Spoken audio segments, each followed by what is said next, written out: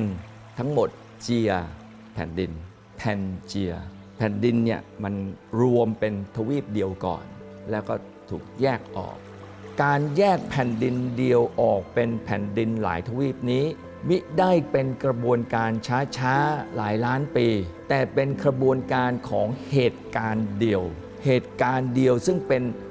อุบัติภัยร้ายแรงการบันทึกเรื่องน้ำท่วมโลกของพระคัมภีร์เนี่ยก็เป็นเหตุการณ์อันหนึ่งซึ่งเป็นไปได้ว่าทำให้เกิดจากแพนเจียนี้กลายเป็นทวีปต่างๆได้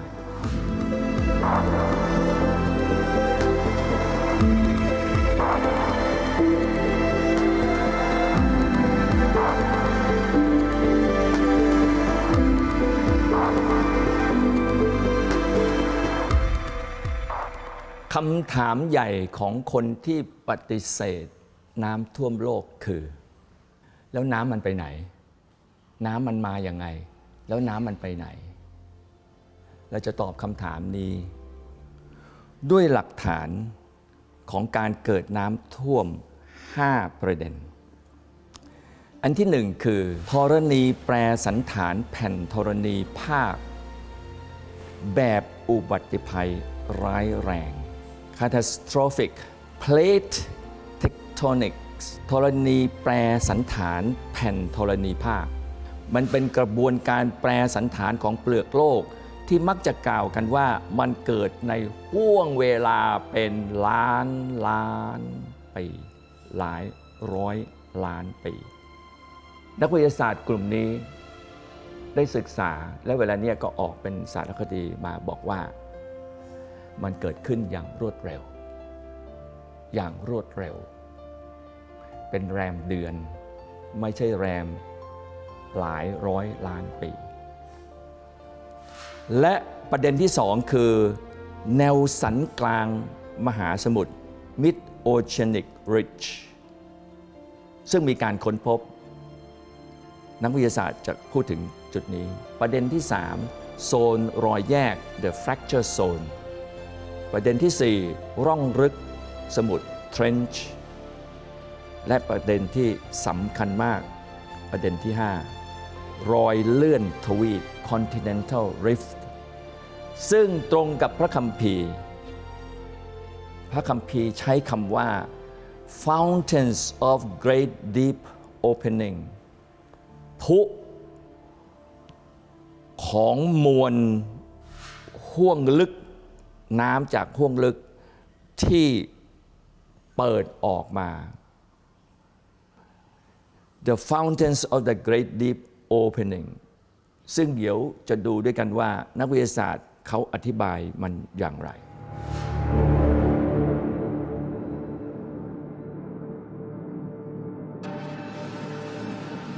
The Bible tells us that God looked upon His creation, and behold, it was all corrupt. For all flesh had corrupted his way upon the earth. Judgment Day had finally come.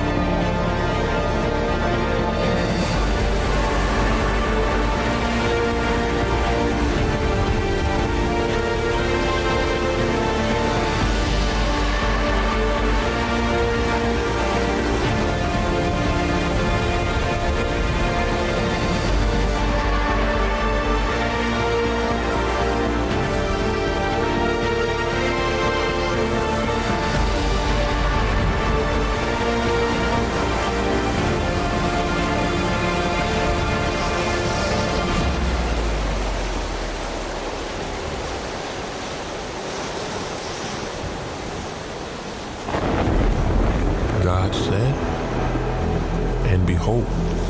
I, even I, do bring a flood of waters upon the earth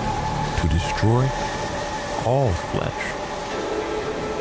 wherein is the breath of life from under heaven, and everything that is on the earth shall die.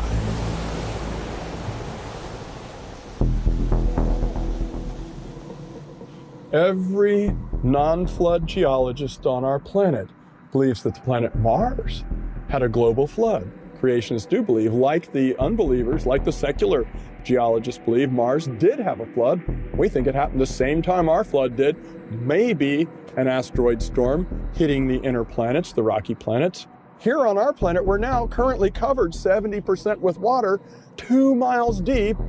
and they can't buy that we once had a flood. It's very, very easy for them to believe that Mars had a global flood, but for some reason they can't accept there's plenty of evidence that we've had a flood. Where did all the water come from for the flood?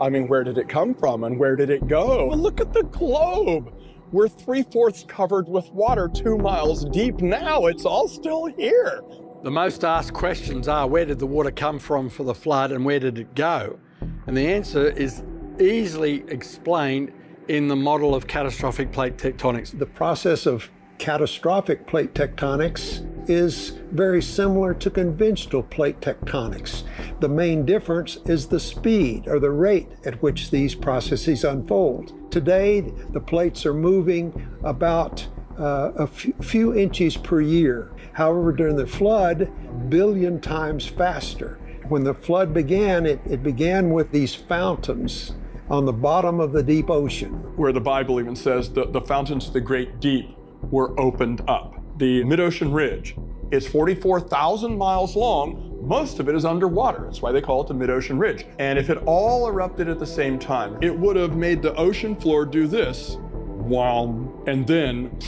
the mid-ocean ridge would have erupted all around the world at the same time, roughly. But that first phase, wham, would have caused sea level to rise a mile, plow. Then this tidal wave coming out from that sudden rise at the ocean floor in the middle headed towards the continents. Now, that would have been the phase 1 of the flood. The second phase of the flood, it says, was when the windows of heaven were open. It's no accident that there's an order given there in the scriptures. The fountains of the deep broke open, that is the crust breaking open, the water shooting up, the supersonic steam jets, and carrying that ocean water up, then it fell as global torrential rainfall. People all know the flood was 40 days and 40 nights of rain, but the waters prevailed upon the earth for 150 days. When the fountains of the great deep broke open, as the Bible describes, that's the description of the fracturing of the pre-flood crust. You've got molten material that's expanding as it solidifies. The new ocean floor expanded.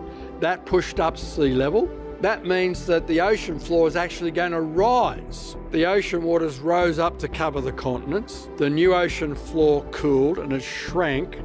and therefore sea level fell and the ocean waters drained off. The flood waters are still present on the Earth's surface today. They went into the new ocean basins that were produced as a consequence of the flood. In fact, the Earth is still 70% covered in water. Yeah, the water's still here. It's deep in those trenches. Some of the trenches are 8. Now we find out 10 miles deep. If we had lower land formations and a higher ocean floor, we would probably be a water planet today with no land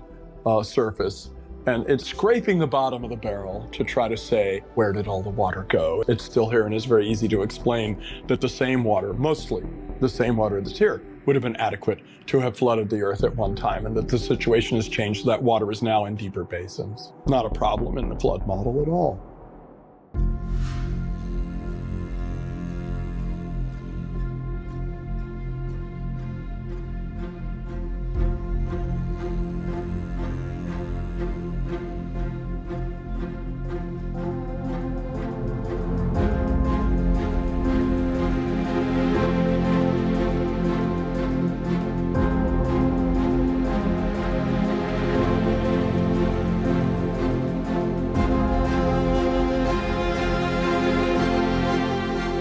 หัวข้อที่สองซึ่งกลายเป็นหัวข้อที่เป็นที่รับรู้และเชื่อว่าเป็นจริงในนักวิทยาศาสตร์ทั้งหมดแล้วคือเรื่องแพนเจียแพนทั้งหมดเจียแปลว่าแผ่นดินแผ่นดินเนี่ยมันรวมเป็นทวีปเดียวก่อนแล้วก็ถูกแยกออกเราจะเห็นว่าอเมริกากับแอฟริกาเนี่ยมันมาสอดรับกันได้พอดี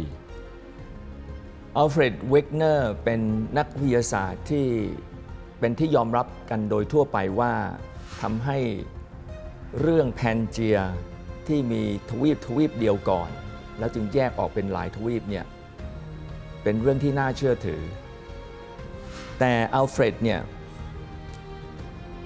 ได้รับแรงบันดาลใจจริงๆจากข้อเขียนของชไนเดอร์ เพลกรินีชไนเดอร์ เพลกรินีเนี่ยได้เป็นผู้ที่เริ่มทำให้ข้อค้นพบหรือทฤษฎีที่นำเสนอโดยนั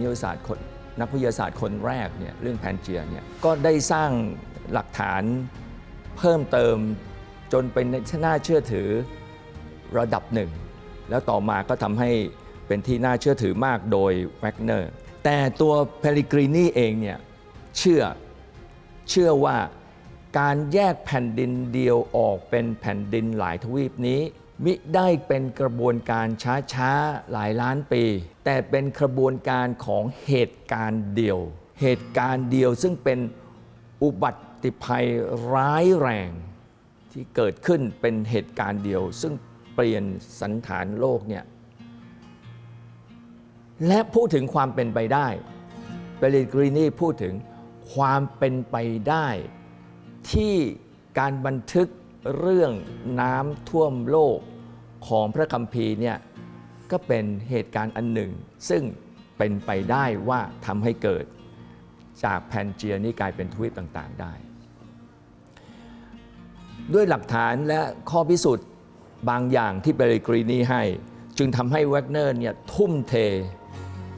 ทที่จะศึกษาเรื่องนี้อย่างเป็นจริงเขาเป็นนักสำรวจจริงๆนะครับแล้วเขาก็พบหลักฐานของ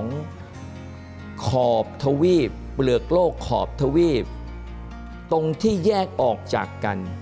เช่นอเมริกากับแอฟริกาเนี่ยที่มันแยกออกจากกันแล้วก็สวมด้วยกันเนี่ยตรงสันฐานของเปลือกโลกเนี่ยมีลักษณะทั้งแร่ธาตุเนื้อหินและลักษณะของสันฐานเปลือกคล้ายคลึงกันมากคือมันแยกออกมาจากจุดเดียวกันแยกออกไป2เขาเป็นคนที่หาหลักฐานมากมายที่พูดถึงฟอสซิลของสัตว์ตามแนวขอบทวีปเนี่ย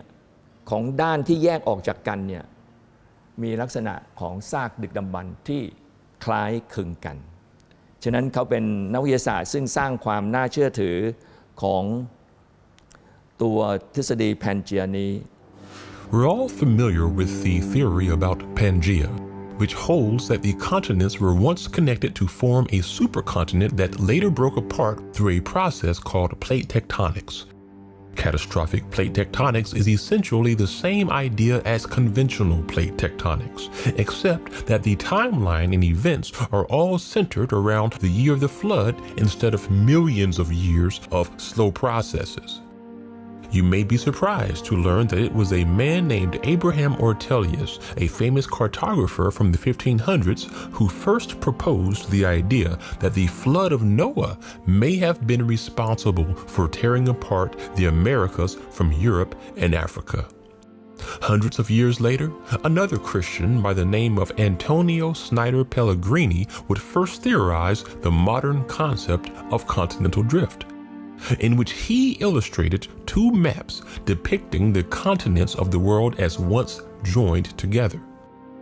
This was decades before German geologist Alfred Wegener would propose his own version of the theory, known today as Pangaea, and be erroneously dubbed the father of continental drift.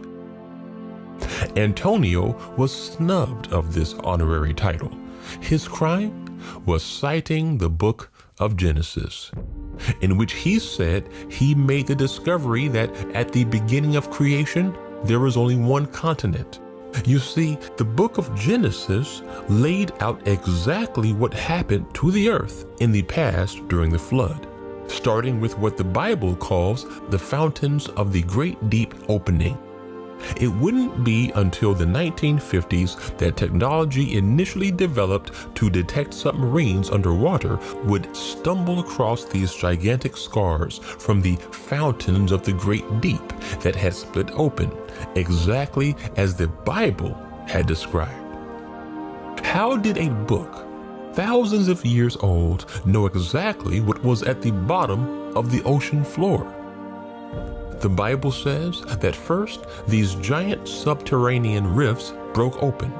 piercing the earth's crust, spewing magma that created steam jets that shot up into the sky. Then the book of Genesis says that the waters poured down as torrential rain through the windows of heaven that were opened up, and that the rain lasted 40 days and 40 nights. The supercontinent that the book of Genesis described is now beginning to break apart.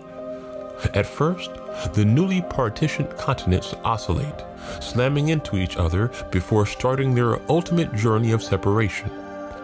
This closes seaways and forms volcanoes and mountains in the Americas and Europe,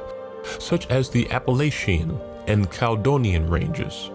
The seafloor spreads, forming from molten magma, widening the separation between the new continents. Scientists will later discover that the seafloor at the mid-Atlantic ridge is much younger than the seafloor in other parts of the world, exactly as the Bible suggests. As this newly emerging volcanic floor spreads, it subducts under the west coast of North America, binding and releasing, causing massive tsunamis, carrying mud mixed with sea creatures, totally overwhelming the land. As what's known as the conjugate Shatsky rise pushes up during the subduction, the Rocky Mountains also begin to form, along with the Independence Dyke Swarm, a 400-mile-long volcanic region that billows ash that covers half of America. As the western interior seaway emerges during this time, the last of the dinosaurs are flooded, mixed together with sea life, and are buried in mud, sand, and ash in the middle of America. As we near the end of the flood, activity begins to cease as the seafloor stops spreading and begins to cool. As the new massive ocean floors cool and retract, the waters reverse back down into the new ocean basins and recede as much as a mile. All over the earth, trillions of fossils are left behind as incredible evidence of the worldwide catastrophic flood.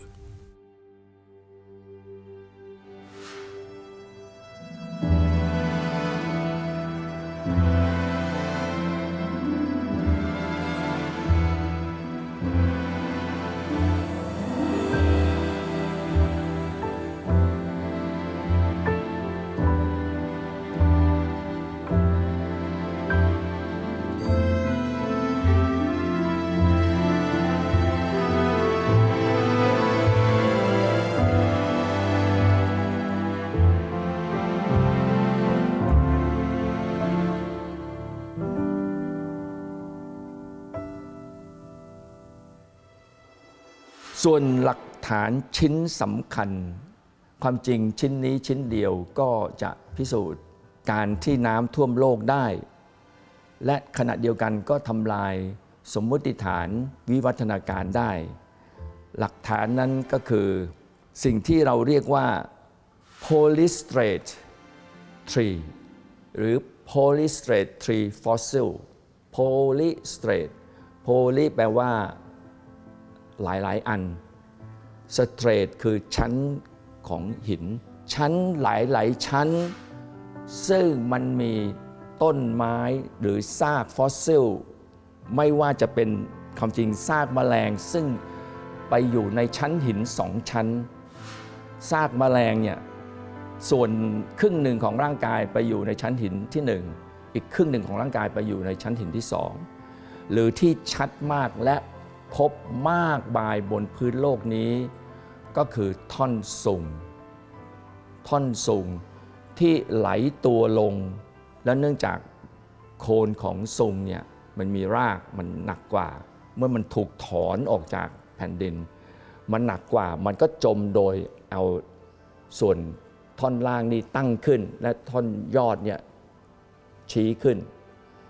แล้วในเวลาอันรวดเร็วเนี่ยโคลนหินก็เข้ามาทับถมในเวลาอันรวดเร็วจนกลายเป็นชั้นสเตรท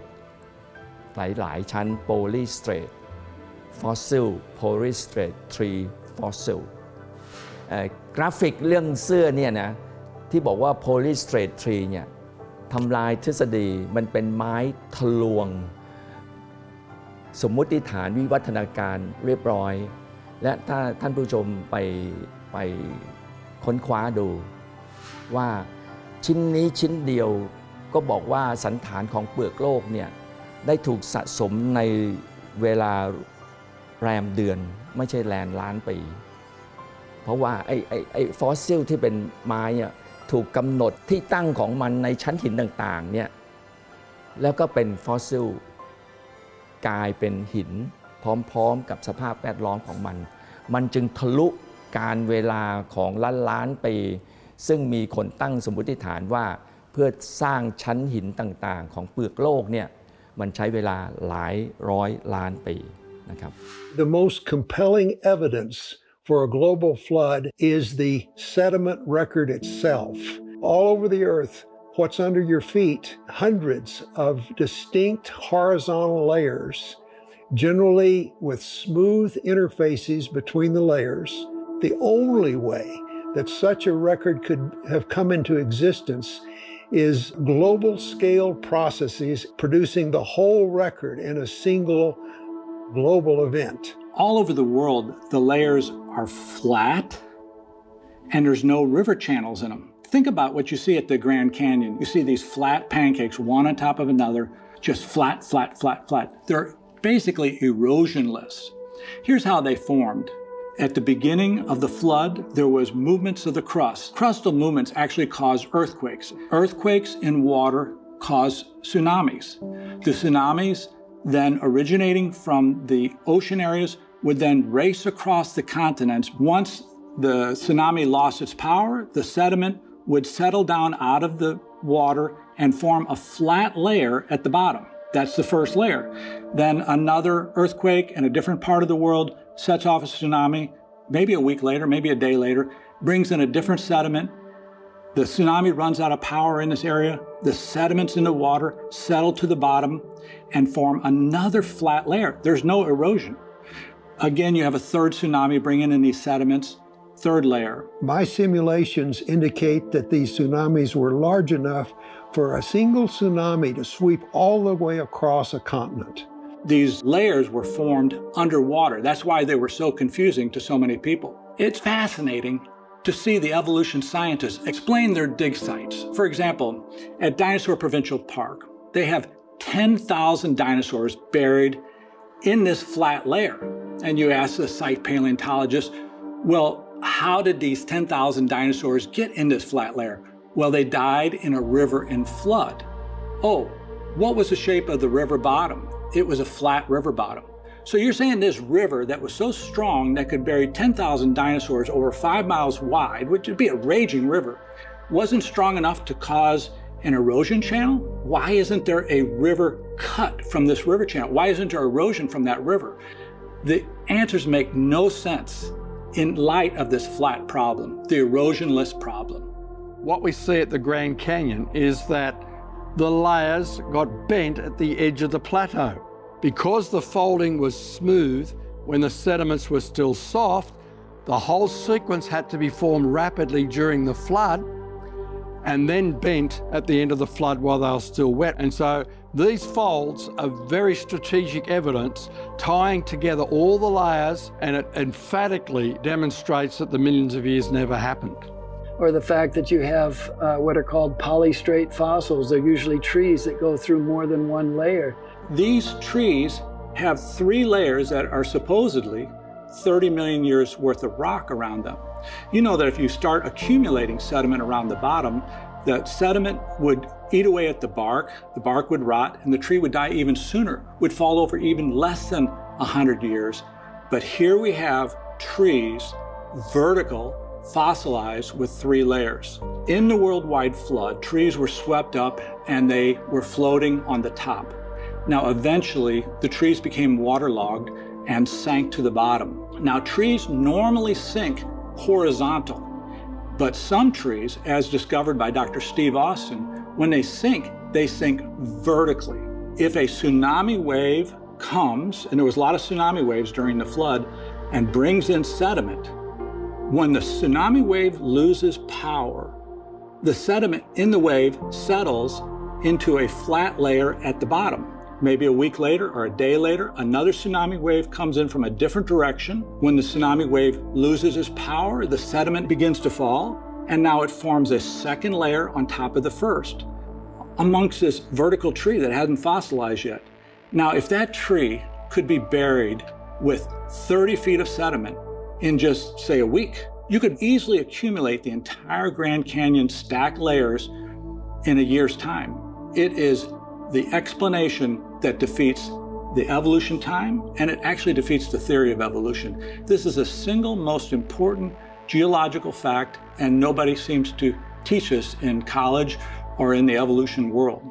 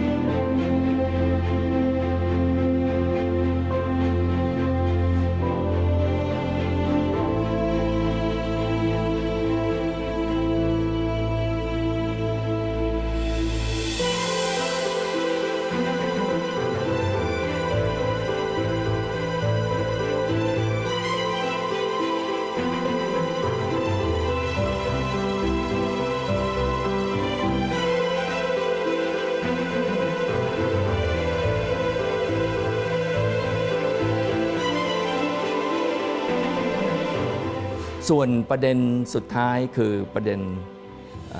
7 หลักฐานที่พิสูจน์น้ำท่วมโลกอันที่1คือโลกที่จมน้ำ submerged earth แล้วก็ของชั้นหิน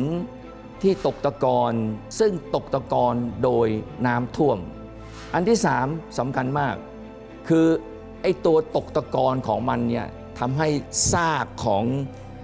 สัตว์ที่เป็นฟอสซิลเนี่ยไปอยู่ร่วมกับสัตว์ที่เป็นสัตว์บกฉะนั้นสัตว์ทะเลกับสัตว์บกมาอยู่ด้วยกันอันที่4ก็คือไอ้ตัว sedimentary rock layer เนี่ยมันอยู่ทุกทวีปและบางครั้งอยู่ทั้งทวีปค้นพบแบบเนี้ยการที่มันอยู่ร่วมกันเนี่ยทั้งทวีปตั้งแต่ของอเมริกาเนี่ยตั้งแต่ฝั่งตะวันตกไปถึงฝั่งตะวันออกอันที่5คือไอ้ตัว sedimentary rock การตกตะกอนของชั้นหินเนี่ยมันเป็นรูปโค้งหงิกงอ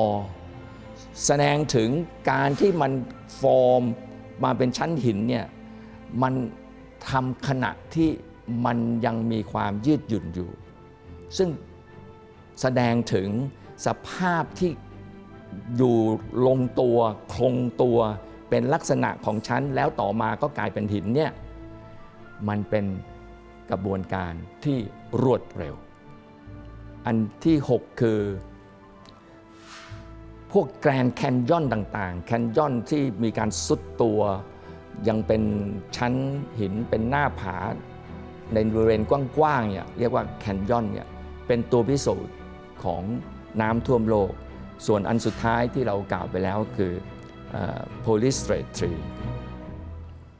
Evolutionists claim that the Earth is millions of years old, and one of their so-called proofs are stratified rock layers found within the geologic column. Evolutionists teach that each layer represents millions of years of rock formation based upon their uniformitarian view that says you can make assumptions about the past based upon processes today. But in doing so, you're assuming that there were no catastrophic events like a global flood. Evolutionists also ignore the flood evidence contained within these rock layers, like sea creatures mixed together with land creatures. Just ask any coal miner. Anywhere on Earth they dig, they find countless sea creatures embedded in the rock. You see, the Bible refutes evolution theory, stating that it has only been roughly 6,000 years since the beginning of creation, giving the true account of how the sedimentary layers formed, as sedimentary rock is rock that is formed in water, which is also incredible testimony of a worldwide flood, given that the Earth's surface is made up mostly of water-formed sedimentary rock layers. The fact that the layers were actually formed in water also explains why there is no erosion found in between the layers, as there would be if the layers took millions of years to form. Then there's the issue of bended and folded rock, which could only occur if the layers were pliable and soft at the time of the bending, which is exactly what a global flood would cause. The bent layers also prove that their formation was rapid, with multiple layers forming rapidly on top of each other, because the bottom layers would still have to be saturated with water and didn't have enough time to dry out. As forces acted upon the layers, they bent in unison from top to bottom. Claiming these layers folded together over millions of years while still forming cannot explain what geologists are observing. Only underwater rapid burial could explain these phenomena, remembering that sedimentary rock layers, of which these are formed in water in the first place. To further prove that these rock layers were formed quickly and in the flood is the fact that in countless places around the world we find polystrate trees. Poly meaning many, and straight referring to the multiple layers that these trees are running through. If you understand anything about how organic matter decomposes, you'll know that it's impossible for trees to remain intact for millions of years while layers of dirt and debris slowly pile around them, and rain and moisture rot the wood out. Instead, what the evidence shows is that trees were swept up in the flood and carried off, and as they became more waterlogged, they sank. Some trees would sink uniformly, while other trees contained more water saturation in what was left of their bottom roots. These trees would be bottom heavy and float down to the floor, but rest upright. Tsunami waves would carry in sediments that would bury the trees quickly in multiple layers. In fact, geologists discovered that the same sand from the eastern side of America had been carried in tsunami waves all the way to the west side of the continent. This explains how the rock layers contained fossils of sea creatures mixed in with land plants. And it also explains why the trees are missing their root systems, and most importantly, why the trees are found running straight through multiple rock layers that evolutionists are claiming are millions of years old. Let's also not forget that some of these layers are the size of continents, indicating that these trees and rocks were laid down in a single and catastrophic event, and not local floods at different times. Today, we assume that fossils are a normal part of the cycle of life, since we see so many of them all over the world. Yet fossilization is not what we observe at all when something dies today.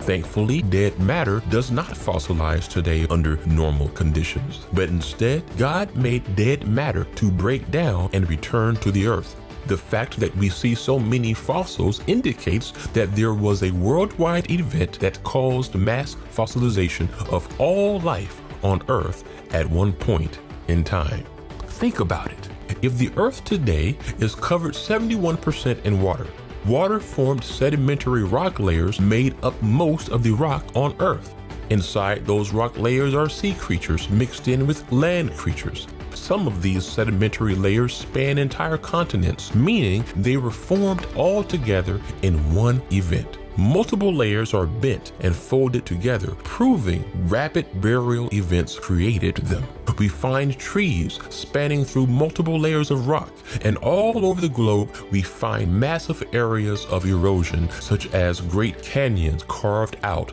It is obvious that God left all of this evidence behind as a testimony to the biblical flood.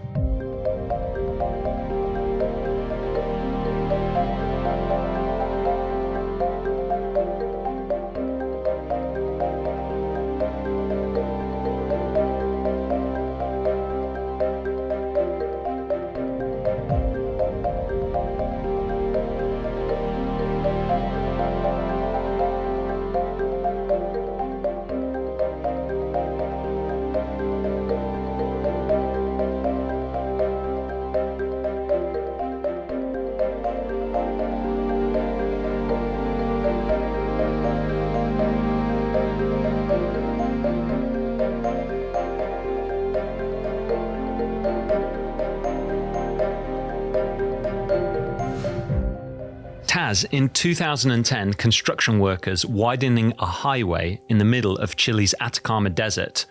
accidentally came across a whale graveyard where the fossilized remains of over 70 whales were. Now, you're a geologist. Can you tell us, how does this happen? How do whales end up in a desert? Well, this was an amazing discovery that was made, and it was in the news for a long time because whales in the desert, there were, as you said, there were over 70, there were 80 of them altogether. Wow. And this particular area was a long way away from the ocean, and it was also quite high up above sea level. And it was north of Santiago, the capital of Chile. And those people who discovered the whales, the geologists, and who wrote up the reports and who spoke to the newspapers, they have got a way of explaining things. And so their idea is everything that happened in the past happened the same way that we see it happening today. So they tried to find ways of things that happened today to explain the whales. And so one guy said, well, they must, because there's 80 altogether, that's really amazing. How did they get there? Yeah, and so they're so well preserved. That's amazing as well. And so the guy said, well, it looks, we think they probably were buried in a lagoon. They were all in a lagoon, and they died in this lagoon, and they all got fossilized. How did they get preserved? Because if you're going to preserve a whale, it has to be covered with a lot of sediment because they just rot away, and if they get beached on the beach and they, other animals eat. And someone says, okay, how do all these whales get buried inland, all facing the same direction? And he says, this is a mystery. And then they go on to talk about some conclusion that they've got an idea that there was this algal bloom and that made the water toxic and the whales died and beached themselves. But yeah, of course, as you're saying, it doesn't answer all the questions. Well, how did they get so far inland? Okay, well, you can say, well, the sea used to be further inland. But then I think what you were saying before, Taz, was that, well, okay, so even if you've got the whales inland,